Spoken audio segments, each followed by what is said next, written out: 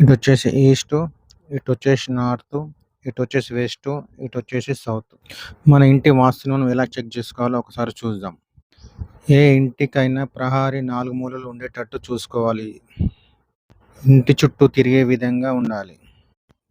దక్షిణం కంటే పశ్చిమం ఎక్కువగాను, పశ్చిమం కంటే ఉత్తరం ఎక్కువగాను, ఉత్తరం కంటే తూర్పు ఎక్కువగాను ఉండేటట్టు చూసుకోవాలి.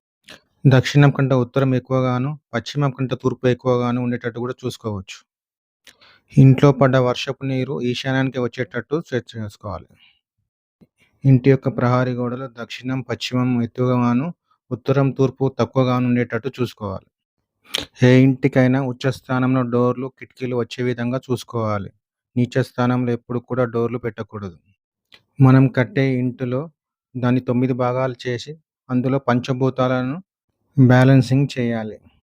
పంచభూతాలైనటువంటి నీరు, నిప్పు, భూమి, వాయువు, ఆకాశం ఇవి ఎలా బ్యాలెన్సింగ్ చేయాలో ఒకసారి మనం చూద్దాం. ఈశాన్యంలో ఉన్న డ్రాయింగ్ రూమ్‌కు ఎక్కువగా ఫర్నిచర్ గానీ, కర్టెన్స్ గానీ బ్లూ కలర్ వచ్చే విధంగా చూసుకుంటే బాగుంటుంది. తూర్పు ఆగ్నేయం రూమ్‌లో light green, maroon colour, pink colour వచ్చే విధంగా చూసుకోవాలి. నైరుతి రూమ్‌లో ఎక్కువగా యెల్లో కలర్ వచ్చే విధంగా చూసుకోవాలి. వాయువ్యం రూమ్‌లో cream colour, off white, white colour వచ్చే విధంగా చూసుకోవాలి. ఉత్తరం నుంచి ఈశాన్యం వరకు వాటర్ జోన్ కాబట్టి దానికి సంబంధించిన కలర్ బ్లూ కలర్ వచ్చే విధంగా చూసుకోవాలి. నార్త్ సైడ్ ఏమైనా దోషాలు ఉన్నప్పుడు అక్కడ బ్లూ కలర్ కర్టెన్స్ కానీ, బ్లూ కలర్ బల్బ్ కానీ పెట్టుకుంటే అక్కడ బ్యాలెన్సింగ్ అవుతుంది. ఆగ్నేయ రూమ్‌లో వాటర్‌కి సంబంధించిన కలర్ లేకుండా చూసుకోవాలి. బ్లాక్ కానీ, బ్లూ కానీ రాకుండా చూసుకోవాలి. అలాగట్లా ఉన్నట్టయితే అక్కడ ఒక గ్రీన్ కలర్ బల్బ్ పెట్టుకుంటే అక్కడ బ్యాలెన్సింగ్ అవుతుంది.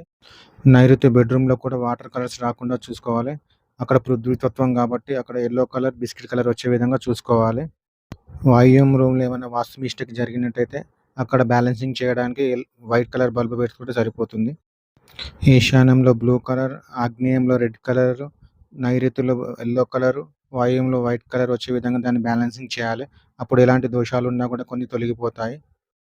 ఈశాన్యం నుంచి నైరుతి వరకు ఎలాంటి గుంతలు గానీ, గోతులు గానీ లేకుండా చూసుకోవాలి. అక్కడ ఎనర్జీ లైన్ అనేది పాస్ అవుతుంది. ఇంట్లో మధ్య భాగాన్ని బ్రహ్మస్థానం అంటారు. అక్కడ ఎలాంటి బరువులు లేకుండా చూసుకోవాలి. ఇంటి మొత్తానికి ఎనర్జీస్ అన్నీ అక్కడి నుంచే వస్తాయి కాబట్టి అక్కడ ఎలాంటి బరువు లేకుండా చూసుకోవాలి. ఏ ఇంటికైనా ఈశాన్యంలో గానీ, నైరుతిలో గానీ బాత్రూమ్ లేకుండా చూసుకోవాలి. ఇవి ప్రాణాంతక వాస్తు దోషాలు ఇవి. ఇంటికి 4 మూలల తూర్పు ఈశాన్యం, తూర్పు ఆగ్నేయం, నైరుతి, వాయువ్యంలో బ్రహ్మస్థానం నుంచి ఈ 4 మూలలు హిట్ అవుతాయి కాబట్టి ఆ మూలలో ఎలాంటి బాత్రూమ్ ఉండకుండా చూసుకోవాలి. మీకు ఎలాంటి డౌట్స్ ఉన్నా కామెంట్ రూపంలో పెట్టండి. ఈ వీడియో కనుక మీకు నచ్చినట్టయితే లైక్ చేయండి. కొత్త వారు ఎవరైనా చూస్తే సబ్స్క్రైబ్ చేసుకోండి.